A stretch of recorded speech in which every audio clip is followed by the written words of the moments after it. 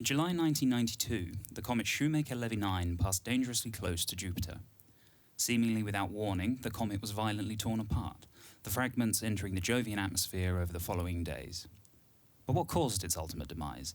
And was it really that unexpected? Gravity is an attractive force, which gets stronger the closer you get to the thing attracting you. This can lead to some strange effects. For instance, your legs are closer to the Earth than your head. This means that your legs are getting tugged more than your head, stretching you out.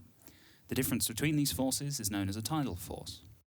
Luckily for us, the forces holding us together are far stronger than the tidal forces on us. However, if you happen to be a gravitationally bound glorified lump of dust, like a comet, these forces can be extremely dangerous. We tried to recreate these effects by simulating Shoemaker-like objects using computers and observing encounters around Jupiter to investigate the effects of tidal forces. Also, who doesn't want to throw things at a planet?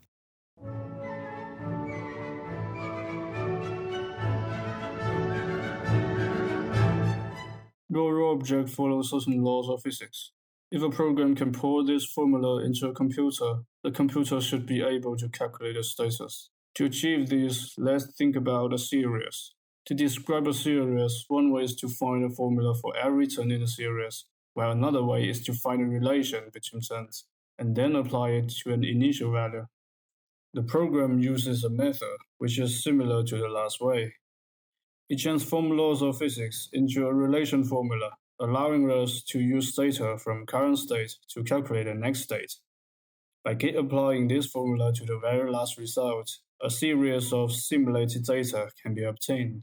However, in the real world, computing power is limited. As the number of simulated objects increase, the time consumption will become larger and larger, even grow to an unrealistic level. Therefore, many tricks are used in the program to ensure the time consumption is affordable. We design comets for various density as initial state.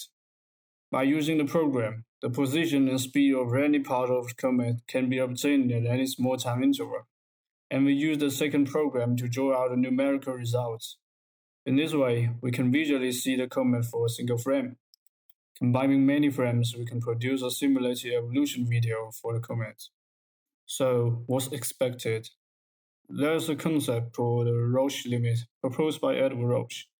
According to his theory, an object will be destructed by gravity when passing a planet or star within this distance.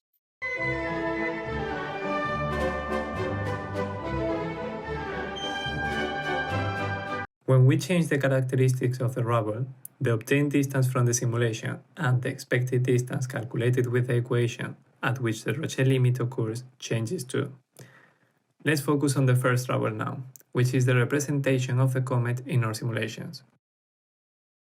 If we have a look at the graph, which represents how the particles move away from the center of the rubble as the time passes, we can see how until around this point, the line is flat, so nothing in the rubble changed. But after that, there is some moment where the line goes up, which means that the particles start to move further and further away from the center of the rubble, symbolizing the disruption. We can see this moment in our simulation video, which begins just before the disruptions occurs. This moment is the obtained distance, 1.12 times 10 to the 8 meters, which roughly matches the expected distance that we calculated with the equation. Now, what happens when we increase the density of the pile?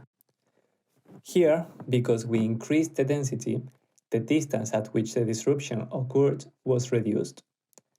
However, as we can see in this sketch, the trajectory of the rubble in the simulation is fixed, so the minimum distance from our rubble to Jupiter is fixed too. This distance was greater than the Roche limit, therefore no disruption occurred. This is why, in the graph, we can see the moment when the particles start to move away from the center, which is our obtained distance, but instead of continuing to move away as previously, there is a peak, and then the line goes down again, showing that the particles start to regroup again.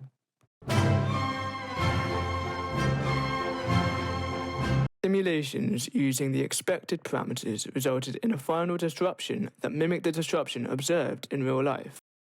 Here you can see a real disruption with a red color added which indicates the intensity of light next to the simulation at a similar point. The fogginess of the real image is most likely due to gas from the comet or very small pieces of rubble. Both were not included in our simulation.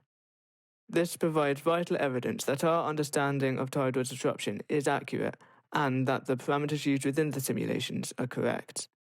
The simulation performed complicated mathematics that would not be achievable by hand, allowing us to increase the accuracy of calculations and allowing a greater number of particles to be considered.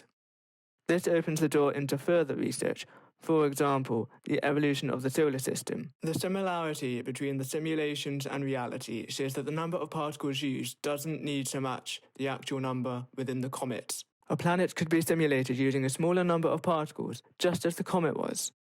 The program is a versatile tool, capable of simulating a large range of situations at significantly varying scales. A possible extension to the simulation would be to simulate a comet until it crashes into Jupiter. This would provide a greater understanding of the comet's journey and how the disrupted comet interacted with Jupiter's gravity. Some issues of this would be the increased amount of computer processing time and memory, along with the loss of detail in the disruption itself.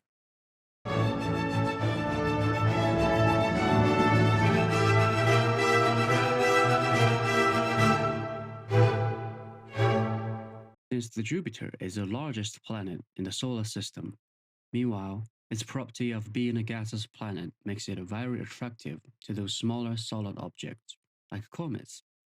This feature gives it the name of vacuum scavenger. SL9 was one of the victims that are captured by it and broken up by the strong tidal forces. Similarly, other celestial bodies will also be affected by the tidal force while they approach the Roche limit of a far more massive object. However, they do not break up at once all the time. Some much highly dense objects will endure the disruption repeatedly until they're completely divided into pieces. There is also a possibility that they become satellites circling around. In summary, the tidal force exists in the universe widely. To see the factor that determines the extent of it, we used the pictograph program to simulate the situations of two packets of rocks impact. All steps were carried out in the Linux environment. Eventually, we proved that the Roche limit of a celestial body is crucial during the process. For a more in-depth analysis, the Roche limit depends on one's density and size. With scientists' more efforts on observations, we will discover more evidence for this, or against this. Thanks for watching.